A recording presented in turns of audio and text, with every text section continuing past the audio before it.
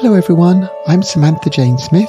And I'm Jacob Keynes, and you are listening to the Classical Queer Podcast.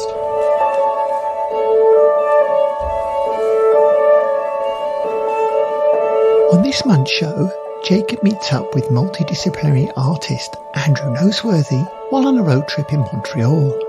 Andrew's work is wide-ranging, covering everything from hard and experimental rock through to modern classical and avant-garde music.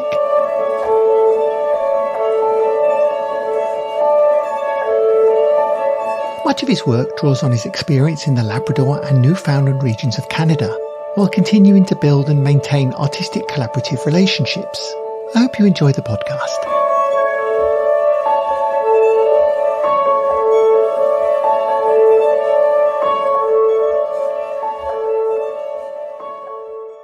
Thank you for joining us on the Classical Queer Podcast. Today we're joined by Andrew Noseworthy, who is a composer and a performer. And you're a guitarist by instrument, correct? Yeah, and even more specifically, mostly electric guitar. Electric guitar. And we're going to talk about some music. We're going to talk about how you write and where you situate yourself and all that kind of wonderful stuff. So thank you for being here. Yeah, thanks for having me. I'm glad to be here. So we generally like to start with a bit of a bio, and we always often say it can be as academia based as you like, or you can completely disavow yourself of that world, as many of us like to do. But tell us about where you began your practice and how you've kind of ended up where you are. Yeah, sure. I liked how you preface it with it can be as academia based as not, because I feel like, especially as I get towards hopefully finishing a PhD this summer, and in fact I should be on track to finish this summer, or at the very least this year, defending. I'm also struggling with that kind of thing whenever I write a bio or give some sort of thing. It's like, how much of that do I include in there, because in a lot of ways we are products of it, but like almost in spite of it sometimes. And it's when I talk about like my background or my interest in music, like, yeah, they have like academic leanings, or they have like certain parts that are definitely tied to that. But I mean, I think purely it's not really institutional academic leaning, because I'm originally from Labrador City or Labrador West in Newfoundland and Labrador. I mean, like mostly self-taught until I decided that I wanted to go to quote unquote music school. Mostly because I was playing electric guitar, and I was playing in a lot of kind of weirder kind of bands, a lot of like progressive rock and a lot of like hardcore and a lot of metal and things like that. And then like a lot of metal kids who play electric guitar, they hear Bartok or they hear Stravinsky, and all of a sudden they're like, wow, classical music can be heavy too. And it's like, it's or classical music can be weird too, like it can change time signatures or something like that, So that was a big thing. And I mean, when I was in later high school, I was really getting into like writing even more so than playing, even though playing has up until now still been just as equal part of my life. I was really getting into it. So that was what I decided I wanted to study was composition. So I ended up, again, mostly being self-taught until I took about a year of classical guitar studies before I went to Montreal University for my undergrad. And then while there, I was doing just as much kind of performing as well as writing, again, working with a lot of people, doing a lot of multidisciplinary kind of projects, like working with people who work in like visuals and improvisation groups a lot, and playing in bands and things like that. And then I did my master's in New York, which is where I really kind of connected with a broader and larger community, like in a lot of ways. And I mean, that New York community that I connected with during my master's between 2015 2017 is still really kind of like the basis of a lot of my collaborations and a lot of the people that I talk to on a daily basis and that I work with on a daily basis. And a lot of things are outgrowths of that. And then I really I said that begrudgingly academic, but I'm using the degrees as the timeline. But yeah, and then I ended up going to Western for my PhD after the master's. And the biggest reason why I chose Western, besides like some of their guaranteed teaching opportunities and some of their like good funding sources was that when I left St. John's to go to New York, a lot of people in St. John's, Newfoundland, or in the East Coast actually in general that I was connected with all ended up in the Toronto kind of area. Mm-hmm. It's a little bit in Montreal, but mostly Toronto. So when I was getting near the end of my New York time, I was making a lot of Toronto connections as well. So yeah, that's kind of where I ended up being. I ended up playing a lot of electric guitar chamber music and a lot of electric guitar solo music. Over the last couple of years, I've especially been getting into the audio engineering side of things. So I have a lot of mixing and mastering projects right now for different people's records. I co-run a label with one of my best friends, Aaron Santillan, called People Places Records, that we started right around the time at the end of our time in New York, which is focused on a lot of music or a lot of like identities and people who really slip through the cracks or really don't fit in a lot of places, and trying to connect those different communities. And I use the term like post-regional a lot because we end up doing a lot of stuff that's internationally based or people that are kind of in transit between a lot of places. So I co-run that label, which is always very exciting. And I think of what else. I don't know, a lot of stuff like that. Maybe that's a good bio. No, it is. I mean, that covers so much. And you were just saying you're Toronto based now. And what brought you there? Is it just proximity to things? Yeah. Well, I mean, I like London as a city. I don't dislike London necessarily. I don't dislike it as much as a lot of the people that are from there or a lot of what other people say, but it's just there's just more kind of going on in Toronto, for better or for worse. I mean, like when I was in London, I was trying to get a lot of local stuff on the go, but the city feels. Have you been in London, Ontario before? I have, yeah. Have you spent like a lot of time there, or? No, though I kicked around Western a little bit, and then I've been to a couple weddings. But that's about it. Nice. Okay, cool. Yeah, I find the city interesting because it was the first time that I was in a city where a lot of parts of the city or a lot of parts of the town felt disconnected community-wise. So like, even though Memorial University has a separate campus than say like a downtown, everything feels kind of somewhat close together. And a lot of people that were involved in the music program or department there were still playing in things downtown or a lot of things there. And everything was close enough you could walk to certain things in a fair amount of time, et cetera, right? And then, of course, in New York, NYU is like just right downtown. I mean, it barely even feels like a campus. It's basically in the village, and everybody's playing in Brooklyn all the time, and everybody's all over the place. But Western is interesting because I felt like, even though I enjoyed like the school for a lot of reasons, like I felt like it's really disconnected from a lot of what's going on around the city. Like there's not really a lot of concerts for classical or contemporary music around the city. If anything, the biggest presence in London that I've noticed is like a visual arts scene. So both Westerns like fine arts programs and the Fanshawe fine arts programs have a big presence in the downtown and old East End kind of community. So actually, it's funny we're talking about this because this Saturday I'm going back to play a show at the Forest City Gallery, which has now actually moved locations to the East End.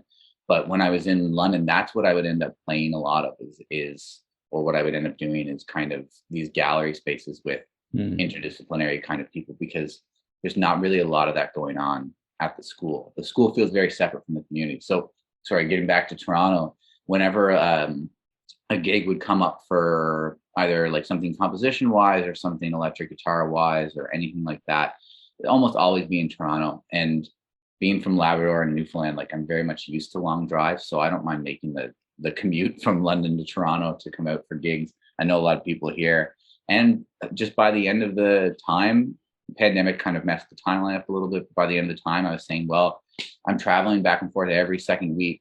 Like I might as well make the Toronto move, and if I have to go to London for something, I'll do the Toronto. Not unlike yourself with Montreal or something. So yeah. No, it's funny you say the vibe in London. So the only people that I really know who spend a lot of time in London are actually visual people and poets and writers. And And their take on the art scene is that they would collaborate with classical people or composers much more as well, but that there really wasn't a scene in the same way. But Western is so, for those people who are not Canadian who are listening, Western is a really kind of siloed campus. It really does function on its own, like physically, but also just kind of ideologically within the city. And it's funny when you look at the different Canadian universities, at least, but like you say, like NYU is very much integrated into the city, like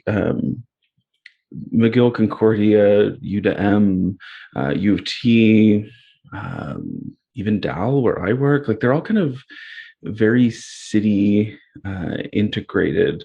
But there are these few campuses in Canada that really are really separate, like Western, and I don't know if you've been out to the University of Manitoba. It's also like a very closed off space outside of Winnipeg. Like you really have to go to it.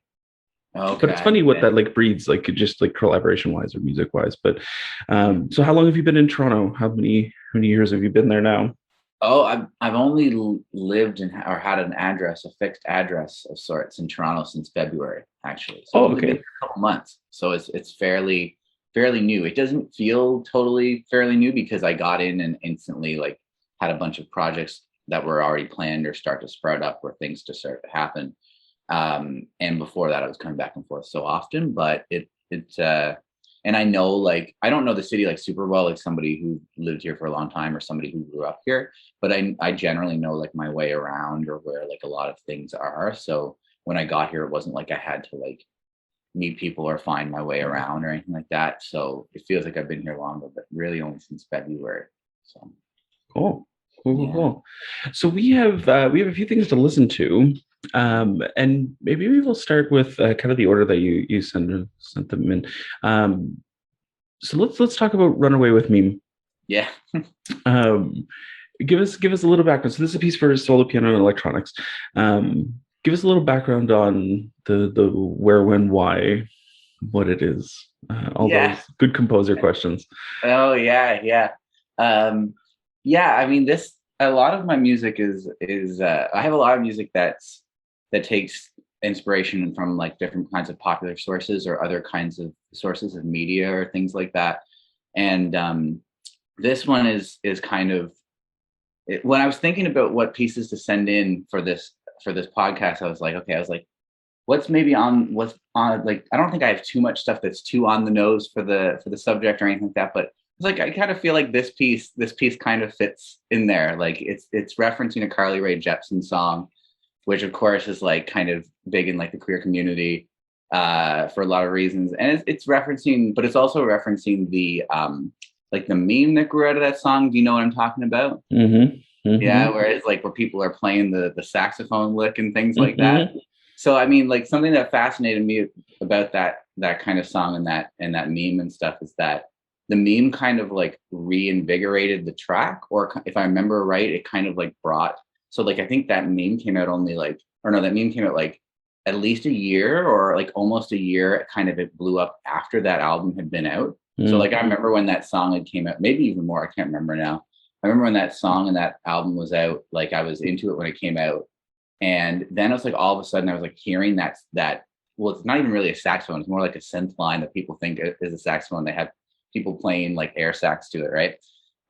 So that kind of came out, and then it kind of like had this new life, and all of a sudden Carly Rae Jepsen was like this cult like figure out of nowhere. It's like she went from like the call me maybe like top 40 pop whatever, and now she's like a cult figure. And I mean, I always say this or reference this other meme or this other tweet that I thought was hilarious because I really lived it.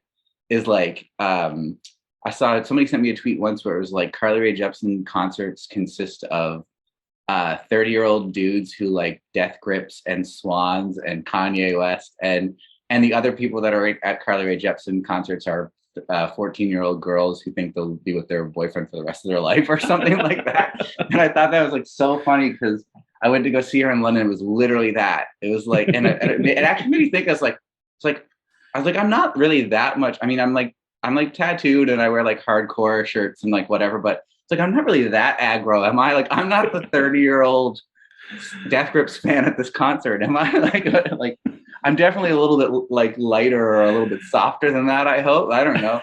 So anyway, okay, so this is a bit of a digression, but the piece itself was more so influenced by like not only just my like love for her and that track anyway, but like how that kind of single line little melodic idea kind of brought the song back into some sort of prominence.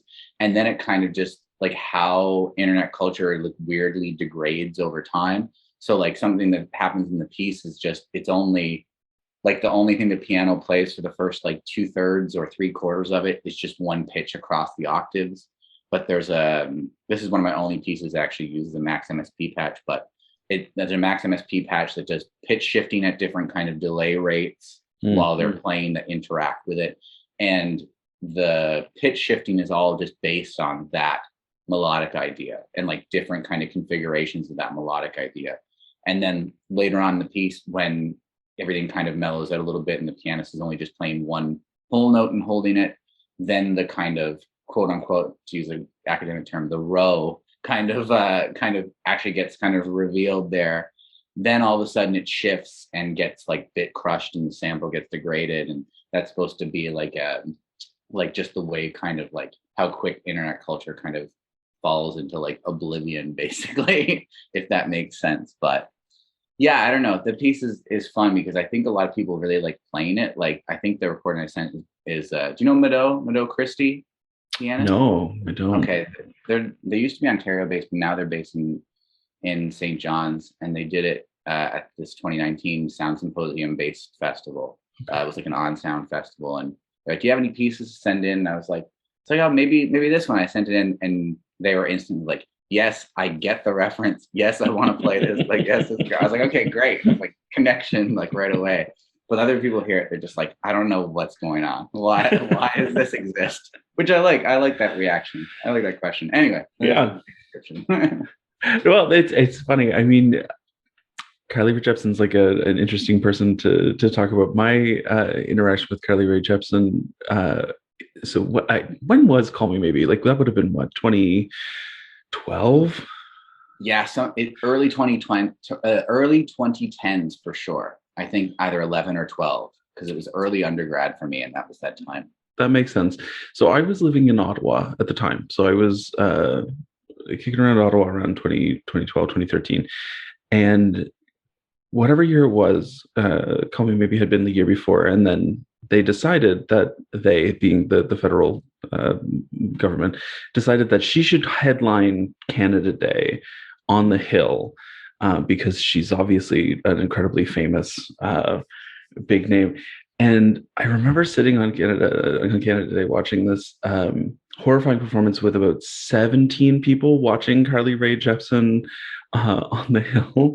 And it was just the saddest thing I have ever, because she was doing Call Me Maybe with like every fiber of her being and 20 people maybe watching. But you're right, she had this huge resurgence. She is now like a very important queer icon.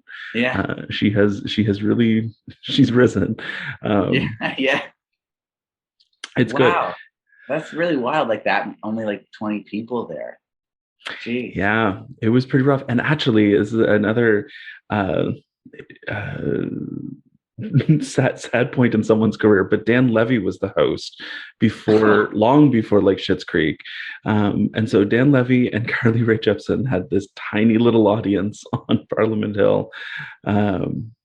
Yeah, what a time. They've both done much better for themselves than that. Thankfully, wow, thankful for that. Jeez. Yeah. Well, let's listen to it, and we'll have a little further talk about it after.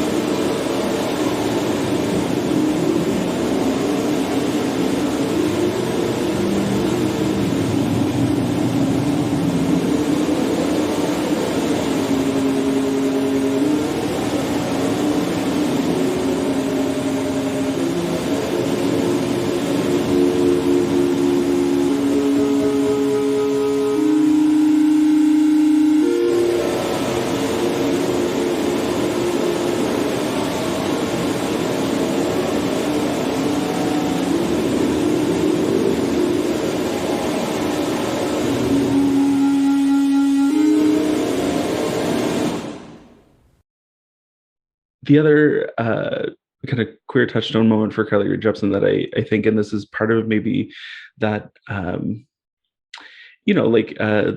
queer ability to lift things and repurpose and put them into different contexts, or really like again, academia, like queering that space in such a literal way. The conductor Dan Poizner, I don't know if you know Daniel Bartholomew Poizner. He's I think he's a CBC radio host now, but he also does the Toronto Symphony, and he does San Francisco Symphony, and he does Symphony Nova Scotia and a bunch of different things. But he also has this kind of touring thing that he does with the drag queen Thorgy Thor and the Thorchestra. Mm-hmm. And so Dan and Thorgy put together this show, and so they toured around different orchestras around North America, and one of the medleys is a Carly Rae Jepsen medley that he wrote, that Thorgy plays on and then sings a bit, and they do this weird classical music Carly Rae Jepsen inspired medley of songs, but it's much more literal than your piece. Yours obviously. Yeah. Well, I mean, that's interesting though. Like, I mean, I know of that conductor, don't know them personally, and I know of the Thorgy. Like, I watched that season of Drag Race when it was on, and I know of like the Thorgy like the orchestra act. I have some friends that have gone and seen them in different places. I think literally in Halifax, I think, or in like one of those Halifax performances, which is super cool. And I didn't know that they did a Carly Rae Jepsen medley though. I think at least where I fall kind of on like the certain kind of like ideals of repurposing and stuff like that, I think it can be really interesting, but like, sorry, but I don't know if I'm like really interested in hearing like Thorgy do Tchaikovsky or something, or maybe not Tchaikovsky. Maybe that's not a good example, but you know what I mean? Like I don't know, like what else does she play again? Because she does like a lot of really classical stuff, right? Yeah. And I think in the set, I mean, I've only seen the Halifax show, and it was like now 3 years ago, but I think she did like a Chaik and Right. I was Tchaikovsky, yeah. yeah, and there was something else that there was a solo something. Maybe it was maybe it was part of the Prokofiev cello or something. Okay. To be fair, like a very skilled Yeah. string player. And I remember talking to Dan before the first set of shows, and we were like, Dan was just so excited to be like doing this show because it's neat and great. But until dress rehearsal was the first one, he had never heard Thorgy play. So like he kept getting these like, oh yeah, we'll do this rep, we'll do this. This is fine. I can do this. This is fine. We'll throw that in. Da, da, da. But it's nerve-wracking to have some like famous drag queen who says they play violin before you actually hear them. But she's actually like quite good, and she's a good cellist and a good violinist. But anyway, digressions. Carly Rae Jepsen, digressions. That's actually really cool, though. I mean, like one other really quick thing I'll say, like I actually, now that you brought it up and said it like that, like even though I'm still more interested in things that more like, I guess, radically repurpose something, or more rather than just say like placing, not that I don't think there's validity to it and everybody to each their own and stuff like that, but I'm definitely interested in stuff that personally more radically changes things, or radically reinvents or recreates, or just newly creates, rather than simply placing one thing into another space, especially like a queer space.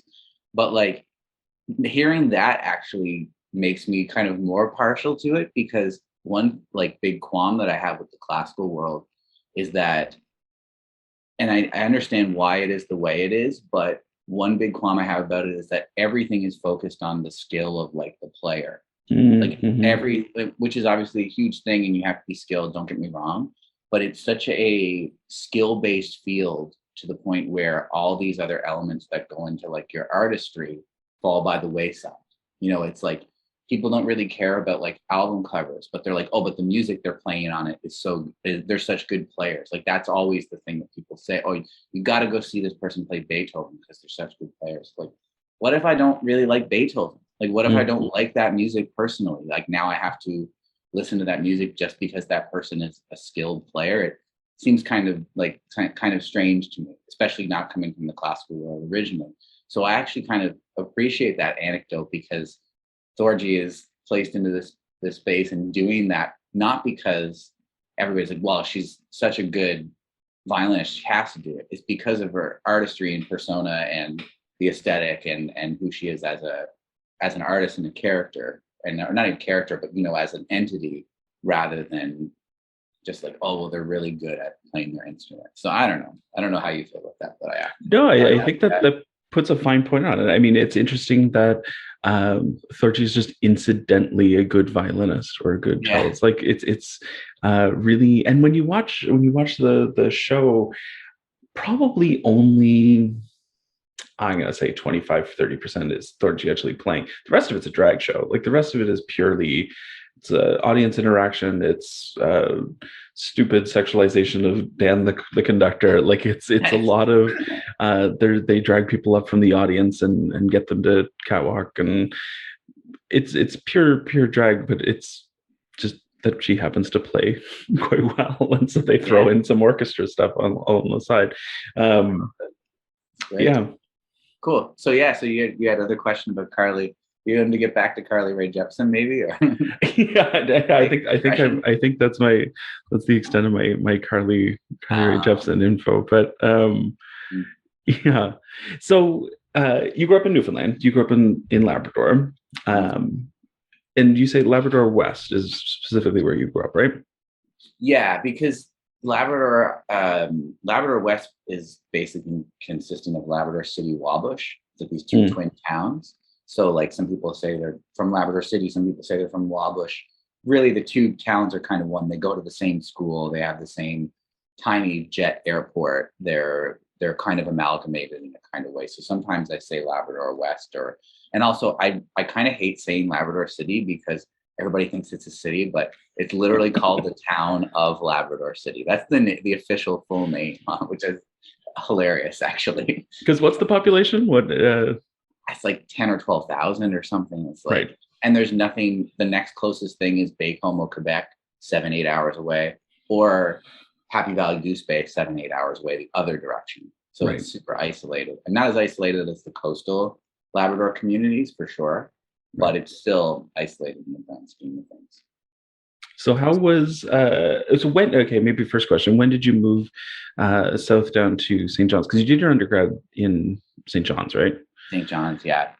I moved for the undergrad essentially. Right. In a lot of ways, one very positive thing that's come out of going to school or academia is that almost every degree that I've went to, not that I haven't like learned something necessarily, but they've all been a means to escape somewhere. They've all like without some sort of umbrella or community or means to leave Labrador City, it feels very hard and very strange to leave there.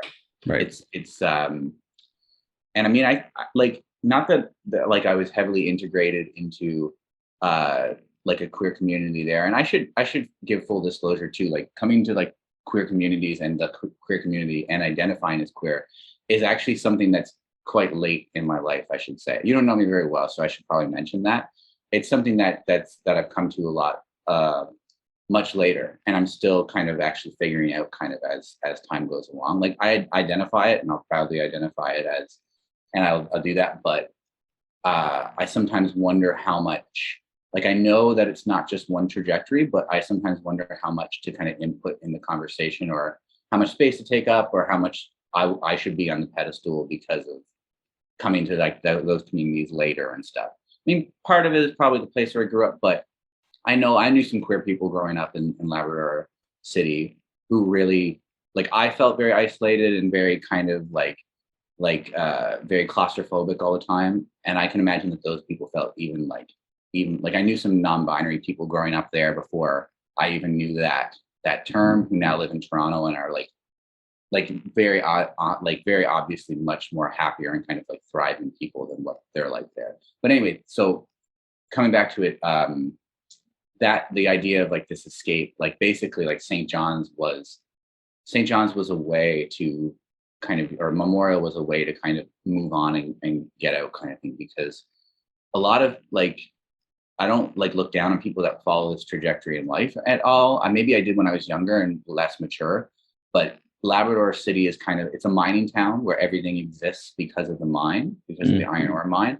So even if you work in like a service or something, you're basically subservient to the mine. Like everybody who lives there works at the mine. Most people grow up, their families work at the mines or work in some sort of service of the town, like the hospital or the schools or restaurants.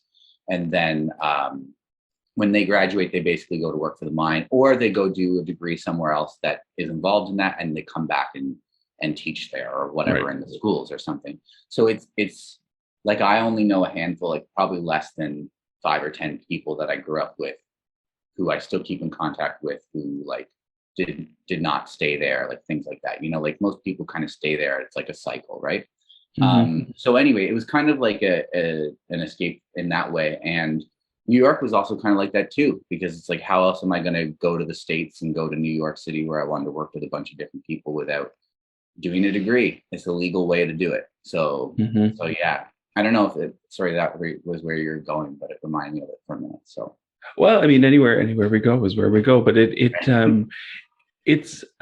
funny as we talk to more people through the because there's 2 entities to this classical queer thing. There's the podcast, and then there's the blog. And so at this point, and there's also the database of Canadian specific musicians. But at this point, I mean, I've had conversations with like upwards of 150 people at this point, queer musicians around the world, largely Canadian based, but like around the world. And this idea of like, when you come to it, or when you begin identifying as queer, or where, or like what locale made that more present for you, or like what event or whatever. It's interesting to talk to people who I mean, later in life, I don't think you're that old. I don't think you're that much older than I am. But like, so later in life is kind of a funny term. But like, I think people who start to identify as queer later than maybe adolescence, because we've talked to a number of people on the podcast. It's interesting to have that retrospective is not the right word, but like look backwards pre being queer and understanding and kind of placing a lot of understanding on what you were doing or why you were doing it. Maybe you, and I'm not trying to prescribe anything to like your life or anything, but like, you know, that need to leave Labrador, you know, move down to St. John's. You weren't queer at that point. You weren't identifying as queer at that point. But there was obviously something that was drawing you somewhere else. Like you say, that escape, that movement towards something new and different. And again, for the people who don't know, St. John's is still a very small city. St. John's is probably only, what, 50, 60,000 people? Maybe no, I don't even think it's that big. I think I think it's depending on what you consider surrounding communities or everything. I think it does get somewhere around the hundreds range. And I mean, it also depends on whether you're considering like what part of the year when students are influxing. Yeah, of course. But I think if you count, depending on if you count places like CBS and Tor Bay, things that aren't very far away, like things that are just, or Paradise, things that are just past, you can get somewhere around the 100,000. I mean, all those people live in those communities go in and out of St. John's to yeah, absolutely. But yeah, it's still very small though, and it's the only thing remotely close to that population across the island. Oh yeah, because Corner Brook is like the next biggest thing, and that's only like 30,000-40,000 or something, I believe. I can't remember right. But anyway, sorry, keep going. Well, and just so then, you know, you were in St. John's, and then there was obviously something that was drawing you to New York, and probably, I'm going to guess, a lot of that is musically and academically, but also there's a need for community always.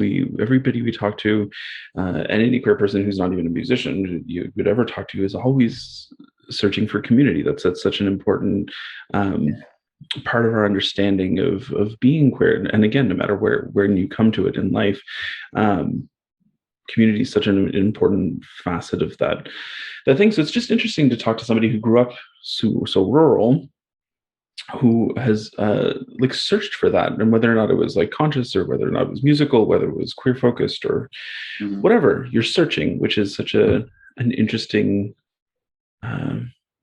thing. I think there have been people who we've talked to. I'm specifically thinking of Sininva, who is from Sweden, who grew up in a really queer focused household anyway, in kind of rural Sweden, fairly north Sweden, and ended up moving to Boston, I suppose. Where's New England Conservatory? Boston. Ended up moving to Boston, and the drive for like big queer community was not as strong, because Sininva had like a wonderful music community and a wonderful queer community back home in rural Sweden, and so has moved back to rural Sweden, because that push towards something was actually the push home, was actually the push rural. But I think that's kind of a not backward experience, but like a uncommon experience for many people. It's very unique for sure. Yeah.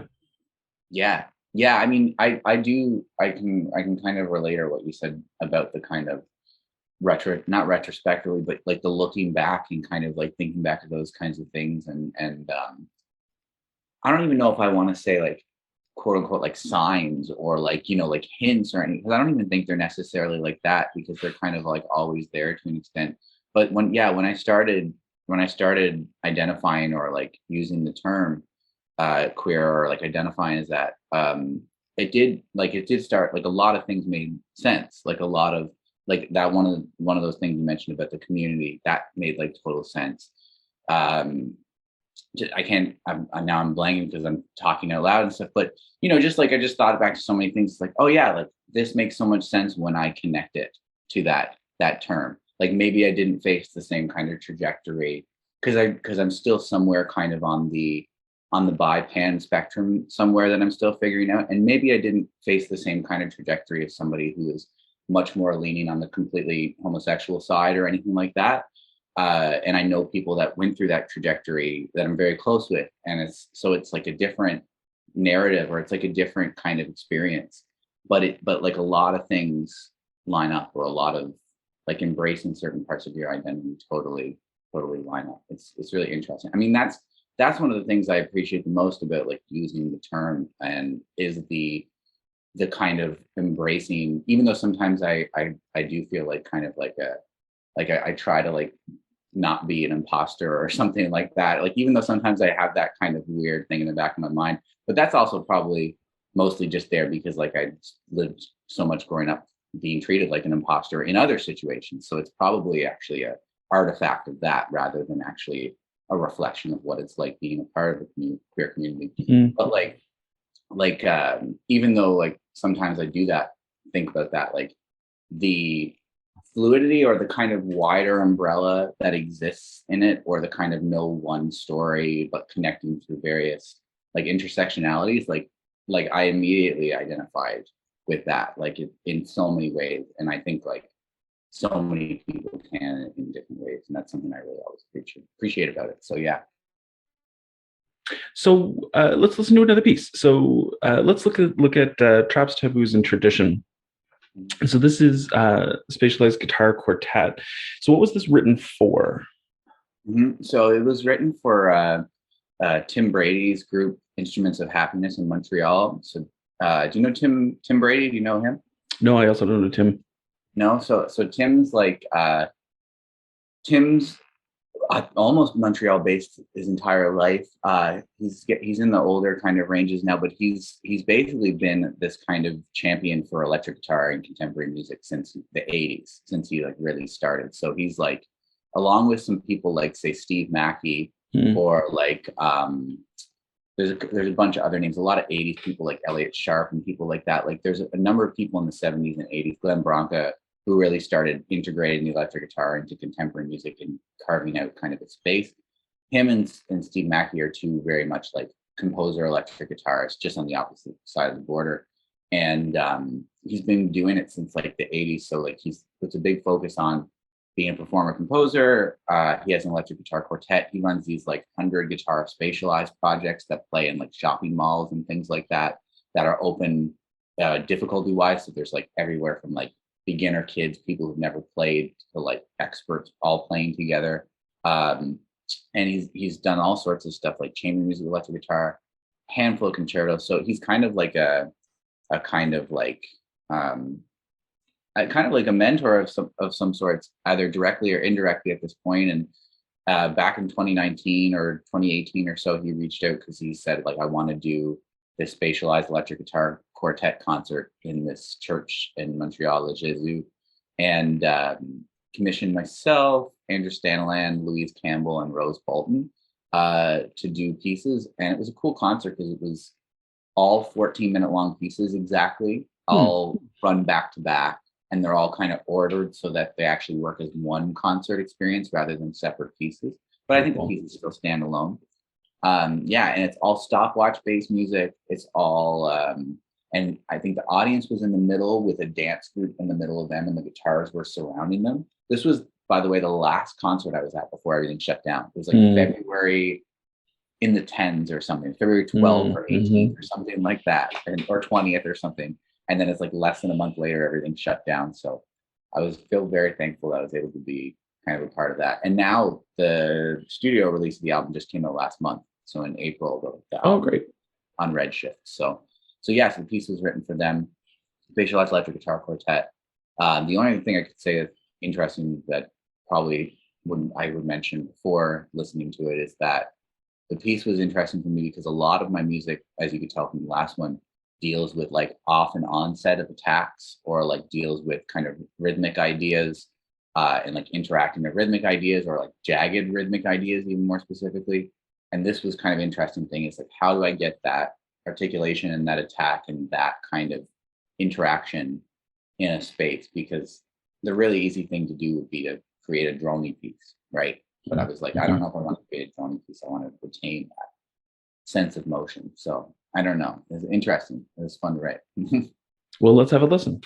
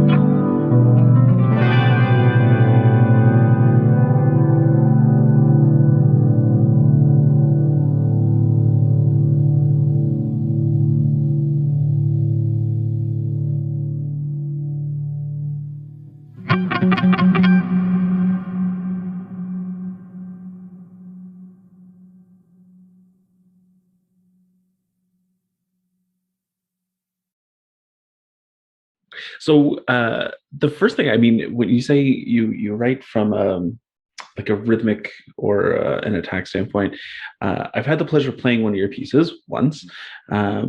We I'm going to absolutely blank on the name of it, but it was, I think, 6 movements.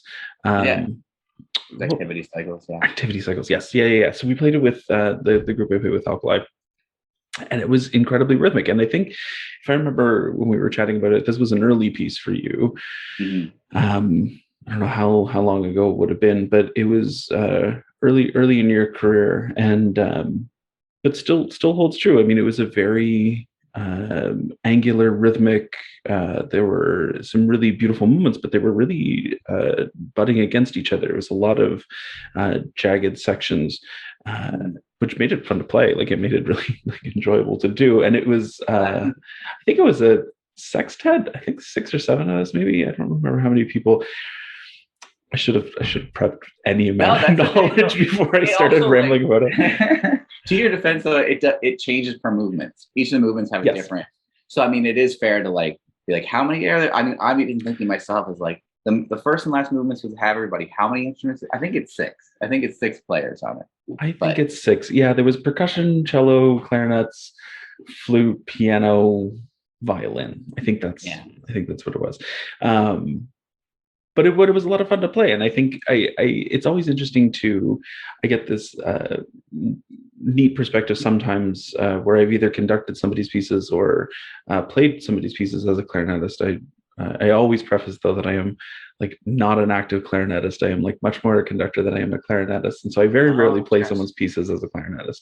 I'm a clarinetist by necessity sometimes. But sometimes I get to play someone's pieces on an instrument rather than conducting them. And then it's always interesting to play them, have that experience of like dissecting it as a performer, and then listening to it on either the podcast or as a conductor or something, or even as an audience member, and getting to kind of connect those dots is really interesting. So like, as I'm listening to these pieces today, it's interesting to hear activity cycles in my head, because it's the last thing that I had encountered of yours, obviously, before this. So that last one, there are threads I can hear and see. Yeah, cool. I appreciate that. Yeah, I there's only a handful of pieces from around that time that I still think, even though they're different, like they're representative, and I think it's because of those threads. There's basically that piece. There's an 8-song cycle that still gets played fairly often, and then I also have this weird like synthesizer concerto from around that time. These are all like pieces I wrote either right near the end of my undergrad or right after I graduated from undergrad. So they're kind of like between undergrad and master's. And even though there are a lot of choices, that a lot of things that happen in those pieces, I would not make the same decisions today. I mean, I think that's also the nature of it. I mean, I'm going to say the same thing about these pieces in 5 years or something. So I mean, it's but I like the fact that Stanley has actually said that before, because Stanley was my first teacher at Memorial, one of my first teachers at Memorial with Clark Ross, and Stanley has said that a lot whenever he hears new pieces. He says, "Oh, I can hear like those threads, or I hear some of the same kind of like ideas, but now they're like different or in a new place," which I think I appreciate. So yeah.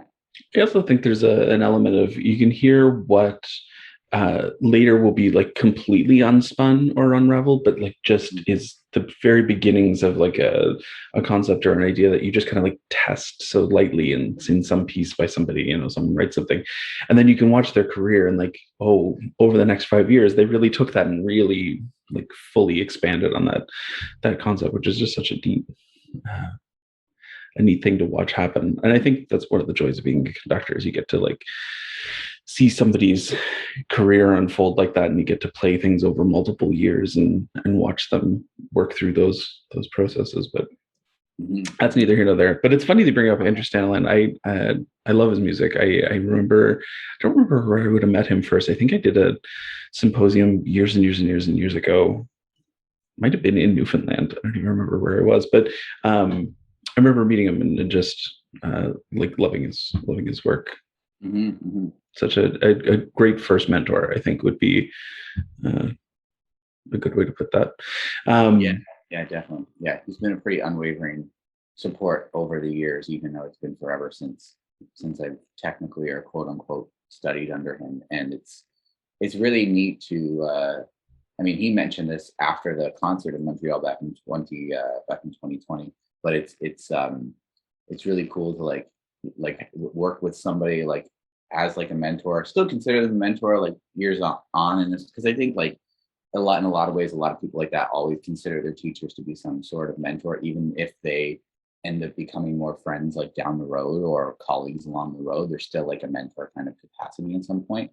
But I remember him even saying this after that concert, that it was so cool. Like years later, I mean, I guess it'd been 6 years since I graduated from Montreal, to now have like a like just be commissioned alongside of each other on a concert. Tim did a podcast and mentioned this in the other podcast, like the big reason why he picked everybody on this project, if you end up checking out the record, or anybody who listens and ends up checking the record, is that everybody on the project not only has like a tie to like a different province, but also has like a different kind of relationship with the electric guitar or being a performer or composer. Because like Stanland is also a guitarist, but not an active performer. Like he's very much in the composer trajectory, whereas I'm kind of like parallel the two all the time, back and forth, right?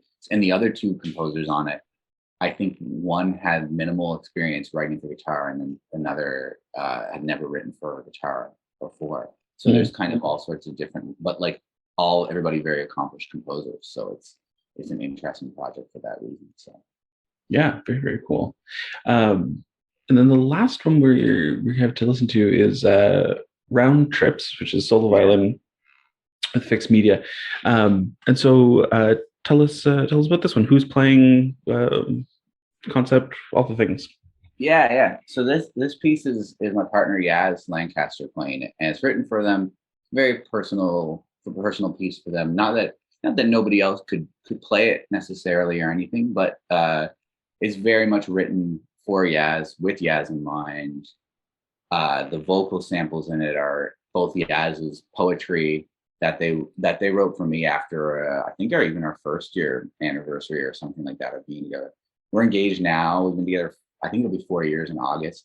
And so they wrote me a piece actually before we ended up dating. They wrote me a solo electric guitar piece, and I've played that piece so many times now. And it's like, I mean, I play a lot of the pieces that people write for me a lot, because one of my big kind of mantras, like as a performer, is not the one and done premiere.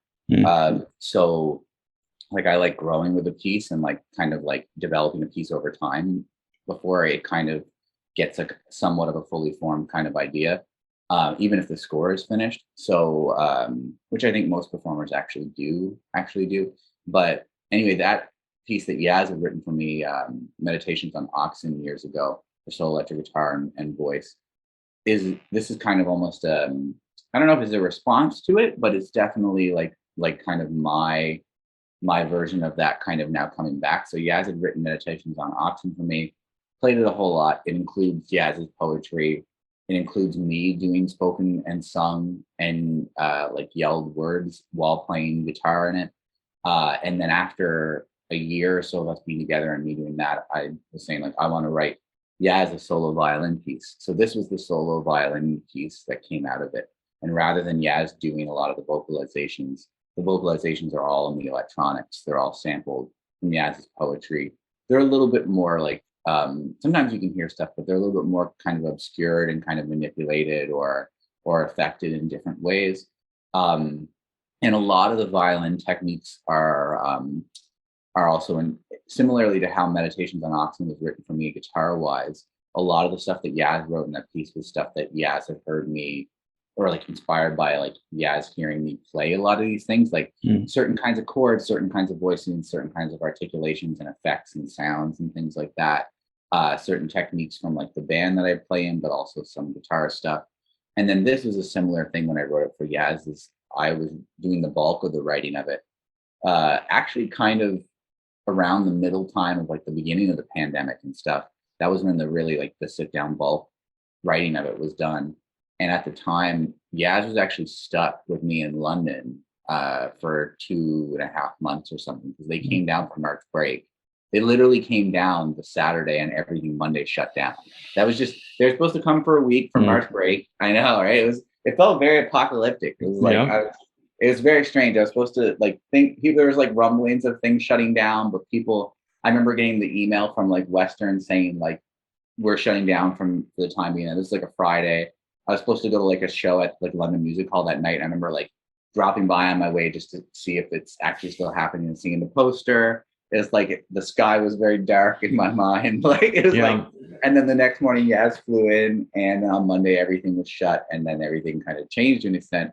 But Yaz didn't end up being able to go back to New York and cross the border and go back until I think the end of May or something. So they were here for like 2.5 months and practicing a lot in my room. I was living at that time in a very small bachelor's studio apartment, like very, very small, probably like the size of this like living room of sorts.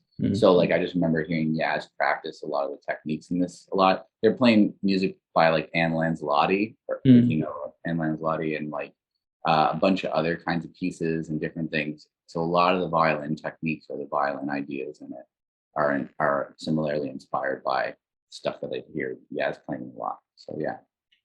It's again this funny set of connections and things that this project research thing has kind of brought about. Like I've also played a few of Yaz's pieces over the years, and we played India, because India was our guest last podcast, and played Yaz's piece off India's new album on the last podcast. And so we have this wonderful full circle of Yaz Lancaster music being brought back in again. Yeah, they're ubiquitous. They're omnipresent.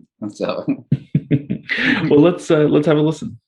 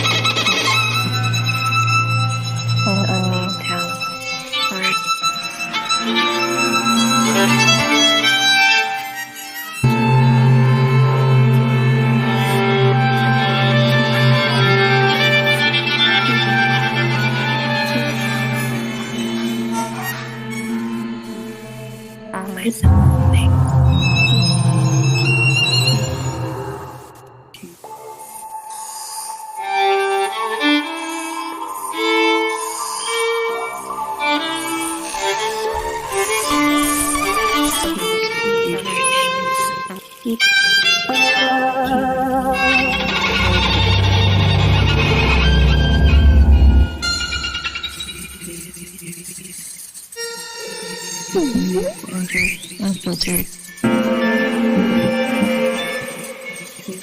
I touch your cheek.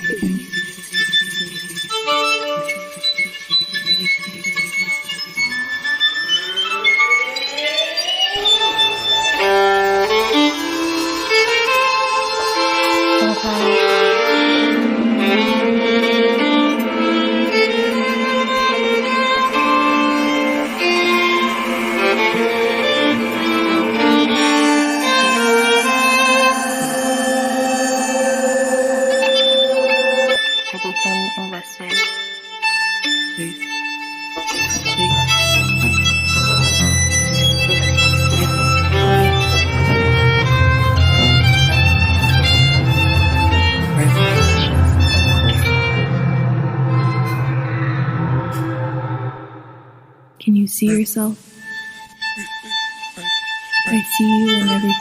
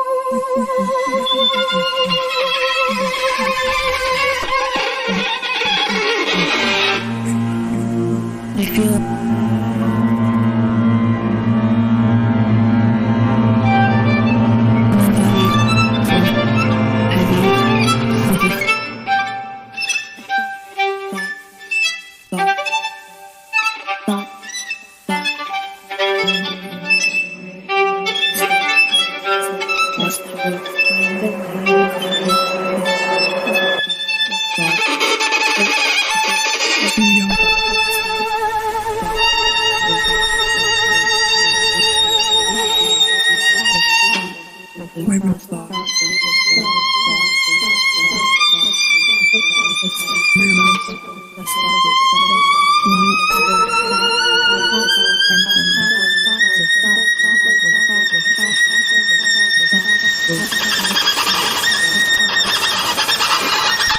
feel still learning.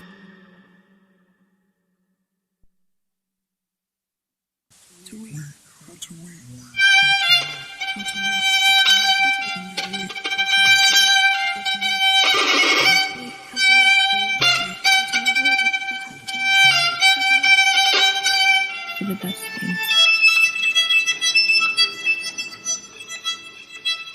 I have a dream. Flour. Dusted bread, glass. Marvels, you, my love. We come to an end. We've listened to three wonderful pieces, and we've had I think a great tour of your like experience and your kind of ethos around composing and life. And we kind of end always with where can people find you? Where can people hear your stuff? Where can they buy your music? All that kind of good stuff. Yeah, for sure. So yeah, I think almost all of my handles on stuff are AN, so like my initials, and then music composer. So like that's my website, andmusiccomposer.com. It's the handles on the social media. You can find me on just about any social media for the most part. Mostly active on Instagram, to be honest, but I'm also on Twitter and Facebook and things. And then that's also the Bandcamp address where I have a lot of my stuff compiled. Anything that's worth, I think, kind of selling in that kind of way is on the Bandcamp, and all the other usual streaming services. So when I decided to make like a handle that was across everything, I was like, okay, I'll do my initials and then I'll do music composer, because who knows what composer could be. And now I really like, I probably choose something else or whatever, because I don't know if I always say I'm a composer and stuff, but I decided to keep it because everybody thinks I've like grammatically and incorrectly spelled a music composer, which I think is hilarious. And I say this all the time. It's like, it's my initials A. So they're like, I'm music composer. Like, that's wrong. That's not how you would say that. I'm like, do you really think that if I was going to create an email, I would call myself a music composer in my email? Do you think do you think that's a really creative, like, even if that was what I was doing, do you think that's like a, so I think it's hilarious. And now I'm like, nobody ever forgets it because everybody always remembers it as this weird, quirky, grammatically incorrect way of saying a music composer, as if I was the only one or something. It's like Right. or a one or something. I don't know. It's very funny and strange, but that's it. So AN music composer. Yeah, music composer. Yeah. Wonderful. Well, thank you very, very much Thanks for having being with us today. And I really sincerely hope people go listen to your music and seek you out more and hire you and all that kind of good stuff. That's the other reason for these is promotion, that there's a need for more career composers to be present and around and build connections. And if we can have some new commission go towards you, but anybody else who's on the podcast, any new performance, if someone can listen to this and hire you to come speak or come do something, that job done. That's the other part of this. So I hope you all do. It. Thanks. Cool.